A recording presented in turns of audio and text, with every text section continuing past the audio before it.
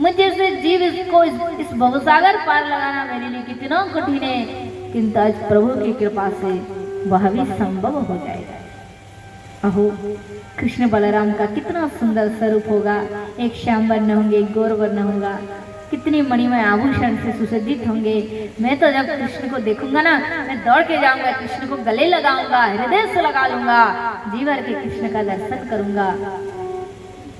ऐसी मणिमन अक्रूर जी सोच रहे, खाली कृष्ण के बारे में सोचते सोचते दिन बीत गया और शाम होते ही वृंदावन पहुंच गए।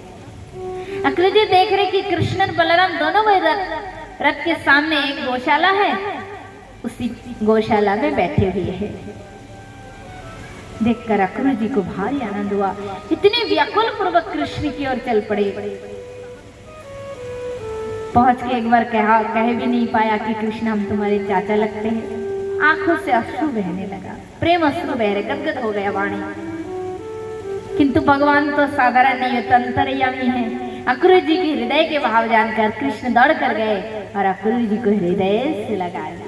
आओ चाचा, भले ही पधारे, बहुत आनंद हुआ आज आप आए हैं। ऐसे कह के कृष्ण खूब स्वागत करे, भले ही पधारे कह के स्वागत करे। आओ चाचा जी चले। दाऊ जी भी सम्मान किए, दोनों भाई लेकर अक्रूर जी को बिठाया, आसन दिए, चरण प्रक्षालन किए और सुंदर भोजन की व्यवस्था की। अक्रूर जी आनंद से प्रसाद पाए। दिन भर परिश्रम हो गया था, रास्ते में थे तो विश्राम के लिए व्यवस्था कर दी। अक्रूर जी विश्राम प्राप्त किया। इसके बाद बहुत समय बाद नंद बाबा आए, श्रीमान अक्रूर जी से मिले। भाई अक्रूर बहुत दिन बाद ब्रज में पधारे हो, बहुत खुशी हो रही, आनंद मिल रहा है। और बताओ वसुदेव और देवकी कैसे है? हमने सुना कंस ने उन पर भारी अत्याचार किया। और विधाता, क्या वसुदेव और देवकी जैसे धर्मात्मा लोग इस संसार में इतने कष्ट को सहने के क्या लायक है, अधिकारी है? बहुत दुख की बात है, उनको बहुत कष्ट मिला, बहुत दुख मिले, उनके सारे संतानों को कंस ने मार दिया है। इस प्रकार नंद बाबा ने बहुत प्रकार की बातें की है। फिर नंद बाबा ने पूछा, अक्रूर भाई इतने दिन बाद ब्रज में आए हो, परंतु इतना बड़ा राजा के यहाँ से इतने बड़े रथ लेकर क्यों आए हो, क्या बात है? श्रीमान अक्रूर जी ने कहा, नंदराय जी वास्तव में आपके पुत्र कृष्ण और बलराम को लेने आए हुए हैं। कैसे कृष्ण बलराम को, मतलब क्या? मतलब नंद बाबा समझ ही नहीं पा रहे, बातों बातों में कृष्ण बलराम बीच में कहां से आ गए? तो छोटा बालक ही मेरे पुत्र है और कृष्ण। तो अक्रूर जी ने कहा कि आप एक पुरुष अपने हृदय को पत्थर करके सत्य सुनने की सामर्थ्य रखिए। जिस कृष्ण को आप कन्हैया, लाला, गोपाल कह के दिन भर पुकारते रहते हैं नंदराय जी, वह कृष्ण आपका पुत्र नहीं है, वो वसुदेव का पुत्र है। देवकी का अष्टम गर्भ है आपका कृष्ण कृष्ण कृष्ण। नंद बाबा चिल्लाकर उठे, अक्रूर अगर तुम मेरे भाई ना होते तो इस समय मैं तुम्हारे जीवा के टुकड़े टुकड़े कर देता। तुम इतनी कठिन बात को तुमने इतना सहज आसानी से कह दिया कि कृष्ण मेरा पुत्र नहीं है? क्या प्रमाण है तुम्हारे पास कि कृष्ण मेरा पुत्र नहीं?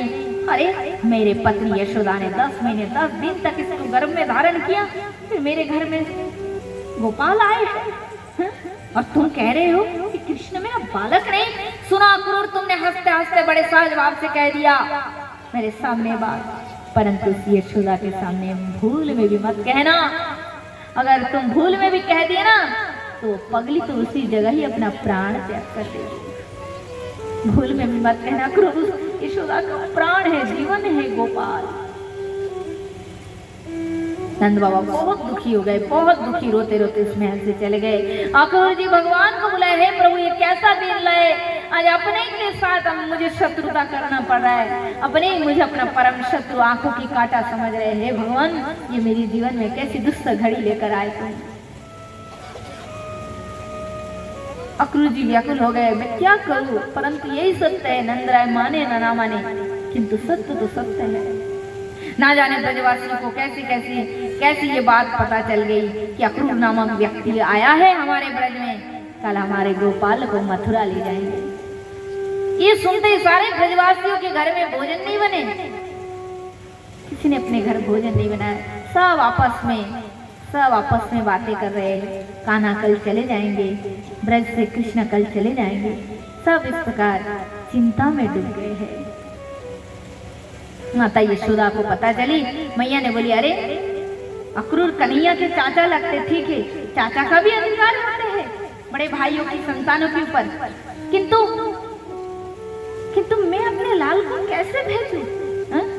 एक दिन में मेरे कन्हैया को शांति से देने दिया कंस, कभी पूतना भेज दिए, कभी अगासुर बगासुर, ये राक्षस, कहीं वो देखते। उस काल के हाथ में मैं अपने गोपाल को कैसे भेजूं? मैं नहीं भेजूंगी, मैं नहीं जाने दूंगी कन्हा को, गोपाल को मैं जाने नहीं दूंगी। ठाकुर जी वही पर थे। लाला ने विचार किए, अगर मैया को मैं अभी कुछ ना कहूँ तो मेरी आगे की लीला कैसे संपन्न होना। कन्हैया ने कहा, मैया सबरी लाला जा रहे मैया नगर का उत्सव देखने। तेरो लाला कभी तो जी चाहते हैं कि मैं भी नगर जाऊं, नगर के दर्शन करूं, कैसे होते नगर, उत्सव देखूं। मैया कब तक अपने आंचल में छिपा के रखेगी तू? सुनकर माँ यशोदा रोने लगी। एक और पुत्र की चिंता है, पुत्र की रक्षा की चिंता है, और दूसरी और मैया की ममता है। क्या करे यशोदा मैया? तब इस प्रकार मैया रोते रोते चिंतन करते करते, गोपाल की चिंतन करते करते रात बीत गई, सवेरा हो गया। श्रीमान अक्रूर जी तैयार हुए। नंद बाबा सुबह सुबह स्नान आदि करके दही माखन मट्ठा छाछ लेकर मथुरा की ओर चल पड़े, क्योंकि जाना तो पड़ेगा राजा का आदेश से, और नहीं पहुंचे तो पूरा सैनिक भेजकर नगर वन गांव पूरा जलाकर भस्म कर देंगे, राजा का आदेश है। सुबह सुबह जल्दी नंद बाबा चल पड़े। इधर गोपाल और दाऊ जी दोनों भैया को मैया ने तैयार कर दिए, सुंदर वस्त्र पहनाए, गहने आभूषण धारण कराए, सजाए दिए। मैया के चरणों में लल्ला ने प्रणाम किए, मैया रोना मत, मैं जल्दी चलाऊंगा। इस प्रकार माता के चरणों की वंदना करते हुए गोपाल जैसे ही नंदालय के मुख्य द्वार को खोले, देखा तो हजार हजार गोपियां द्वार पे खड़ी थी। समस्त गोपियों के आंखों से आंसू निकल रही थी। इतने दिन का प्रेम आज कैसे कृष्ण तोड़कर चले जा रहे हैं। अहो, हमने तो कभी कृष्ण से कुछ नहीं मांगा कि कृष्ण हमें ये दे दो, वो दे दो, धन दे दो, ये जन दे दो, हमने कुछ नहीं मांगा, किंतु आज हमें कृष्ण छोड़कर कैसे चले जा रहे हैं। गोपिया कुलवधू थी, घर की बहू, ये नई बहू थी जो कृष्ण से प्रेम करती थी मनी मन। ये प्रेम दिव्य प्रेम है, संसारी जैसा हमारा प्रेम नहीं। इसमें ऐसा नहीं प्रेमिक को दिन भर गले से लटकाए रखना पड़ेगा, खाली दर्शन से ही शांति मिलती है। इतने दिव्य प्रेम है गोपियों की, पवित्र प्रेम। और एक एक गोपियों की उम्र है 40, 50, 60 साल, 30 वर्ष, और गोपाल का उम्र कितने हैं? 10 वर्ष। तो 10 वर्ष की बालक और 50 वर्ष की एक औरत के संग कभी जागतिक प्रेम हो सकता है? नहीं हो सकता। ये तो दिव्य जगत की दिव्य प्रेम है प्यारो, तभी तो ये संभव हुआ है। तो सब गोपियां रो रही है और विधाता को कोस रही है। क्या कह रही गोपियां?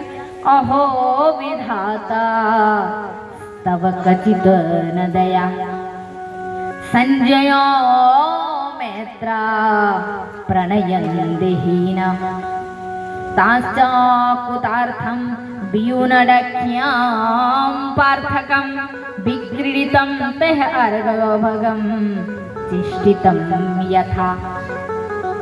ओ विधाता, तुम्हारे मन में तनिक सा भी दया नहीं है। तुम्हारा हृदय पूरा बच्चों की जैसे है, जैसे बच्चे को कितना भी महंगा खिलौना दिया जाए वो एक दिन तोड़ ही देता है। विधाता, तुम्हें जरा भी खेलना नहीं आता। एक मनुष्य से और एक मनुष्य को तुम मिलाते हो और वे आपस में मिल ही नहीं पाते, इसके पहले ही तुम बिछड़ा देते हो। विधाता, तुम्हें तो खेलना ही नहीं आता है। ओह विधाता, आज अक्रूर नहीं, अक्रूर के रूप में क्रूर हमारे ब्रज में आया, क्रूर विधाता हमारे ब्रज में आया, जो हमारी नैनों के मणि कृष्ण को हमसे छीन कर लेकर जा रहे हैं।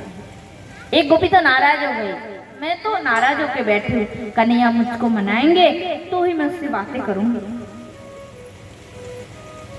तो और एक गोपी कह रही, अरे पगली नाराज होके बैठी है, नाराज होना है तो बाद में हो लेना, पहले एक बार गोपाल को देख तो ले, फिर कभी जीवन में देखने की मौका मिले या ना मिले। और एक गोपी दुखी होकर व्याकुल होकर कृष्ण चले जा रहे, दुख को सहन नहीं कर पाई और वो रथ के सामने लेटने चली गई। तो एक गोपी कह रही, अरे तू क्या कर रही, तेरे सास ससुर सब देख रहे हैं, सब तेरे जेठ, तेरे ससुर, तेरे गुरुजन परिजन सब देख रहे, क्या सोचेंगे। तो गोपी कहती, किम वा करिष्यति कुलवंधवा, क्या होगा देखने दो, मुझे कुछ आता जाता नहीं, देखने दो। जब मन का डोरी कृष्ण के चरणों के संग बांध लिया तो इन दुनिया वालों से क्या डर, क्या भय, देखने दो। इस प्रकार गोपियां व्याकुल हो गई। सब गोपियों की आंख में आंसू देखकर कृष्ण ने धैर्य बताया, चिंता मत करो गोपियों, मैं अवश्य ब्रज में आऊंगा, तुम्हें अवश्य दर्शन देकर तुम पर कृपा करूंगा। यह कहकर कन्हैया रथ पे बैठ गए और दाऊ जी के संग चल पड़े हैं मथुरा की ओर।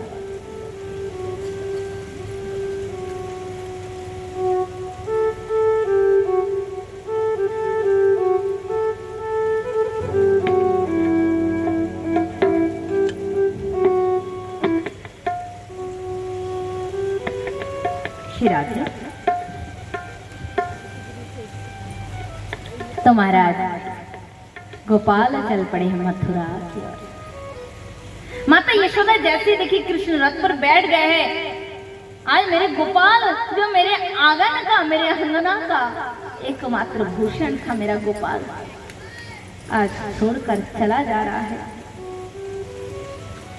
देखते ही माँ यशोदा उसी स्थान पर चक्कर खा के गिर पड़ी, मैया अचेतन हो गई, गिर पड़ी।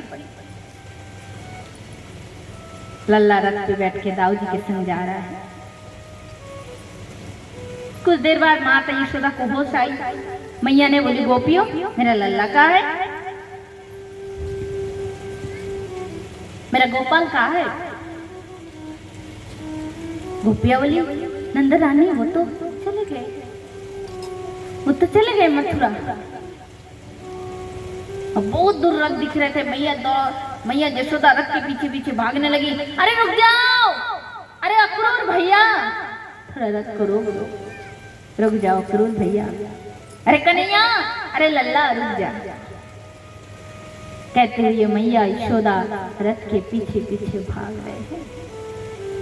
लल्ला ने देखा, बहुत दूर से देख के पहचान गया, कन्हैया ये तो मेरी मैया है, रथ के पीछे भाग के आ रही है।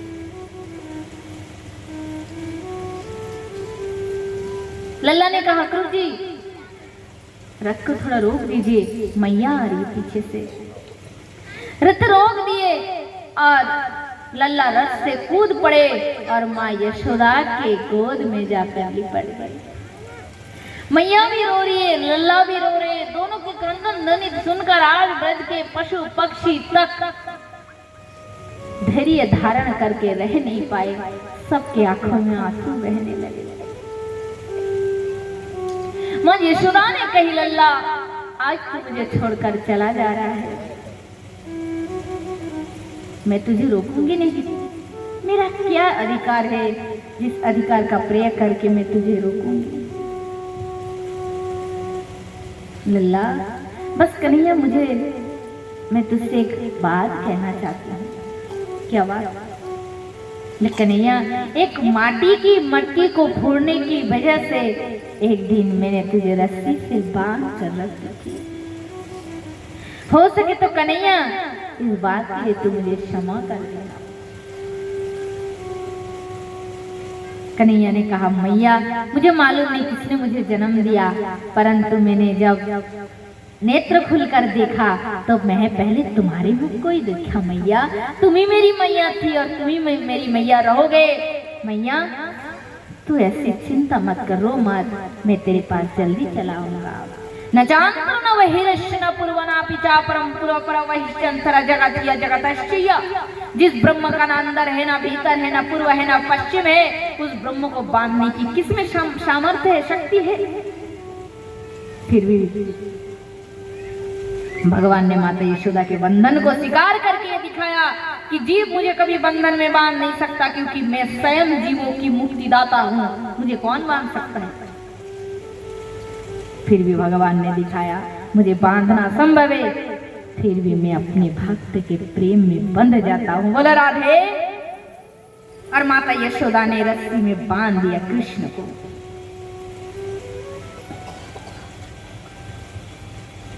तो लल्ला ने भरोसा दिया, मैया मैं आऊंगा, तू रो मत, कहकर फिर रथ में बैठकर कन्हैया चल पड़े।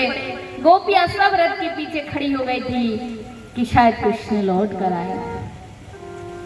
एवं एवं ब्रवाणे विरहातरं मृषं व्रजस्त्रिय कृष्ण विशकामानसा स्मुसारो रुदु सुस्मसारं शारं गोविंद दामोदर माधवेति। गोपियों ने सोची कि शायद कृष्ण लौट कर चले आएंगे। जब तक रथ की ध्वजा दिखाई दे रहे थे, जब तक रथ की पहियों से उड़ने वाले धूल को दिखाई दे रहे थे, तब तक गोपियां रास्ते पे खड़ी हो गई कि शायद कृष्ण लौट कर आएंगे, शायद कन्हैया लौट कर आएंगे। पर कृष्ण लौट कर नहीं आए। ओ तेरी अखियां है जादू भरी, बिहारी में तो कब से खड़ी है, तेरी अखियां है जादू भरे, बिहारी में तो कब से खड़ी, तेरी अखियां है जादू भरी, बिहारी में तो कब से खड़ी।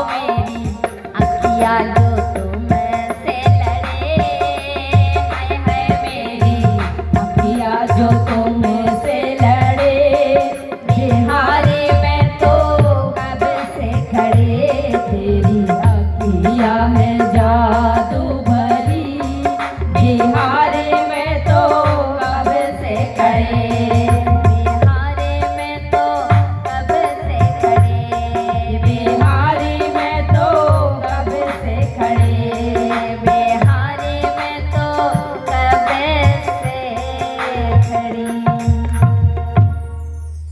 इस प्रकार गोपियाँ दुखी होकर रोते रोते अपने नंदालय की ओर, अपने गोकुल की ओर प्रस्थान की है। सुखदेव मुनि कहते परीक्षित, इधर अक्रूर श्रीमान अक्रूर जी के रथ यमुना जी के किनारे पहुंचे। अक्रूर जी ने कहा, कृष्ण बलराम तुम रथ में बैठे रहो, मैं यमुना के जल में स्नान करना चाहता हूँ। अक्रूर जी जल में जाकर डुबकी लगाए तो जल के अंदर भगवान विष्णु का स्वरूप का दर्शन हुए। अक्रूर जी जान गए कि कृष्ण ही स्वयं विष्णु है। अब इनका कोई भय नहीं है कि कंस इनको कहीं मार ना दे। अरे ये तो जगत का रक्षक है, ये तो हमारे भी रक्षक है, इनका क्या कौन बिगाड़ेगा। तब अक्रूर जी स्तुति किए, 10 अवतार का वर्णन किए। नम कारणमताशयं प्रलब्ध चराचरा है शिन नमस्तुभ्यं मधुकैटवमृते अकुवाराय बृहते नम मंदरधारित खित्तुद्वार विहाराय नम शुकरमृते नमस्ते नरसिंहाय साधुलोक भयावय वामनाय नमस्तुभ्यं क्रांति त्रिभुवनाय च नम भ्रूणांपतये दत्तखद्रे वनच्चदे नमस्ते रघुवर्याय रावणान्तकराय च नमस्ते वासुदेवाय नम संकर्षणाय च प्रद्युम्नानुरुद्धाय सात्वतांपतये नम मनोरम बुद्धाय शुद्धाय दैत्यदानव मेने मृच प्रय खत्रन्ते नमस्ते कल्किरूपणे नमस्ते वासुदेवाय सर्वोतखयाय च ऋषिकेश नमस्तुभ्यं प्रपन्न पाहिमां प्रभो देवदेव जगन्नाथ पुण्य श्रवणं कीर्तनं यदुत्तम तमो श्लोको नारायणं नमस्तुते। 10 प्रकार का वर्णन अक्रूर जी ने की है। सुनकर भगवान बहुत प्रसन्न हुए। भगवान जैसे भगवान होते ना, हमारे तो ऐसे बातें नहीं करते, ऐसे भगवान बातें नहीं करते। भगवान बात टोटल करते नहीं, भगवान गंभीर होके शांत रहते हैं।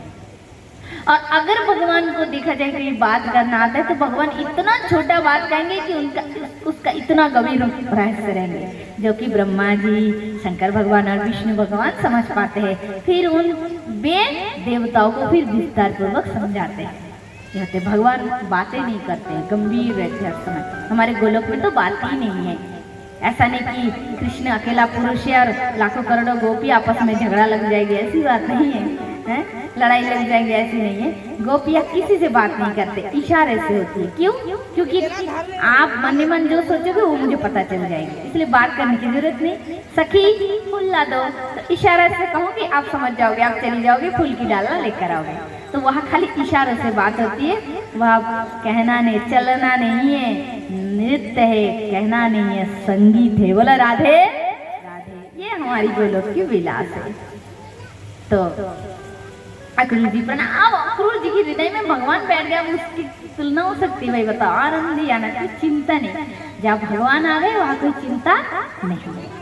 अक्रूर जी रथ पे बैठकर कृष्ण बलराम को लेकर मथुरा में प्रवेश किए। मथुरा के नगरवासी खूब जोरदार से भगवान कृष्ण के और बलराम जी के स्वागत सत्कार किए। ग्वाल वालों ने कहा, कन्हैया अगर पता होते कि नगर में आने के बाद नगरवासी इतना सत्कार करेंगे तो हम तो नए बगलबंदी पहन के आ जाते। अरे गैया चराने वाले कपड़ा पहन के आ गए। अब बता, अब कैसे हमारी काम बने हैं? इतना सत्कार हो रहा है, इतना सम्मान हो रहा है। कन्हैया ने बोले, चिंता मत करो, हम तुम्हारे वस्त्र की व्यवस्था कर रहे हैं। कन्हैया दाऊ जी को लेकर एक धोबी के पास गए। अब मामा जी के गांव के सब मामा जी लगते हैं। धोबी से बोले, मामा जी 2-4 हमें वस्त्र दे दो, आज पहनेंगे, कल वापस लौट देंगे। धोबी ने कहा, अरे ग्वाल वाल, अरे वनवासी, जीवन में कभी राजा के वस्त्र को देखा भी है? देखा भी है? पहनना तो दूर की बात, सपने में भी देखा भी नहीं। बढ़िया है राजा के वस्त्र पहनने। और देख कृष्ण, तू यहाँ से भाग, नहीं तो कंस जो करने वाला है ना, तेरा सत्यानाश हो, कंस के पहले मैं ही कर दूंगा। एक ग्वाला ने कहा, कन्हैया तू तो भले भले प्यार से बात कर रहा था, किंतु ये मामा जी तो बिना मतलब से ही बड़ा चोट रहे। छोटा सा एक ग्वाला ने कहा, कन्हैया नेक से एक बार पुतना वारो हाथ दिखा दे या को, तेरे पुतना वारो हाथ दिखा दे। पुतना को मारा था ना कन्हैया ने गला दबा कर, तो बोल रहे गले में हाथ दिए थे ना ठाकुर जी, तो उसका प्राण निकल के आया था। तो बोले पुतना वारो हाथ या को दिखा दे। जैसे ही बोले ये बोला ग्वाला ने तो कन्हैया हंस पड़े और उस जो धोबी को एक जोर से ऐसे तमाचा लगाया। तमाचा लगते ही वो सीधा पाताल में प्रवेश कर गया। कन्हैया ने बोले देखो अब कोई छूट नहीं, ये नहीं है, कोई चिंता की बात नहीं, पूरा छूट है, जिसको जो रंग भाई जो वस्त्र भाई अपना पहन ले, कोई रोक टोक नहीं। वाल वाल जिसको जो अच्छा लगे कपड़ा वही धारण किए पहने हैं। किंतु इतना बड़ा था महाराज, रास्ते से चले तो सड़क की सफाई की जरूरत नहीं, अपने आप सफाई बनते चले। हाथ ना दिखाई दे ना पैर, बस खाली मस्तक ही थोड़ा नेक सो दिखाई दे। ग्वाल वालों ने कहा कन्हैया वस्त्र तो दिला दिया पर जी कैसे वस्त्र है कन्हैया, ना हाथ दिखे ना पैर दिखे, कछु ना दिखे, हैं हम चले कैसे। ठाकुर जी देख के हंस पड़े, बोले चलो अब इसकी व्यवस्था भी करने पड़ेंगे, नहीं तो ये नगर में आकर सम्मान की जगह तो तुम्हारी हंसी हो जाएगी फिर, हैं। ग्वाल वालों को लेकर कन्हैया दर्जी के पास गए। ये जो दर्जी था ना ये प्रभु के बड़े भक्त थे। ठाकुर जी को देखा दर्जी ने, पहचान लिए तो मेरे सरकार है, प्रभु है, मेरे मालिक है, आइए प्रभु आइए, कह के अपने घर के अंदर ले गए। बैठने के लिए आसन दिए। भगवान ने बताया इनके कपड़े सब ठीक कर दीजिए आप। तो दर्जी ने जिसके जैसे नाप उसी अनुसार कट के सिलवा के सुंदर सबको दिए। तब भगवान श्री कृष्ण प्रसन्न होकर अक्षय लक्ष्मी का उसे वरदान दिए। फिर वहां से प्रभु प्रस्थान किए। सुखदेव मुनि कहते परीक्षित मथुरा में एक सुदामा नामक माली था, ये भी कृष्ण के परम भक्त थे। तो भगवान तो अंतर्यामी, माला बनाते थे राजा कंस के लिए, किंतु बहुत दुखी था वो। हे प्रभु यदि अपने हाथ से बना हुआ माला में आपके कभी आपको पहना पाता तो मेरा जीवन धन्य हो जाता। ये दुष्ट राक्षस का कितना अत्याचारी है, हर दिन इसके लिए मैं माला बनाता हूँ, यदि आपके लिए कभी बना पाता। तो भक्त का भाव भगवान ही तो समझ पाते हैं ना। तो भगवान माली सुदामा माली के पास गए और बोले चाचा जी आप हमें माला नहीं पहनाओगे।